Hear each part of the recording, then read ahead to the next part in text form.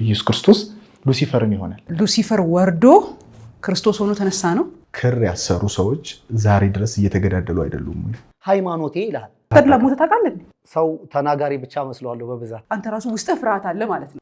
ቻተር ያደርጋል። እሱ ራሱ ሃይማኖት ነው እያልኩ ነው። የምታወራው ነገር ኦልሞስት ስሜት የማይሰጥና ስተት ነገር ነው። ሃይማኖት አያስፈልግም። ሃይማኖተኛ ነኝ።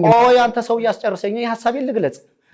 በስላሴ ማኖርበት ዩዝለስ ነው ማለት ዩዝለስ የሚሆነው ኋላ ትለዋለህ። ካለ ሜዲቴሽን ካለ አርምሞ ምንም ነገር ብናወራ መፍትሄ ሊሆን አይችልም። የሰሜን ሰው ነኝ፣ ሃይማኖተኛ ነኝ። ይሄንን ቅዠት ስትረዳው ሰላም ተሰማ?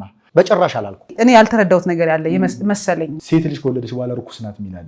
አንተን ግን ባጋጭህ ስቃይ ውስጥ ነህ ወንድሜ።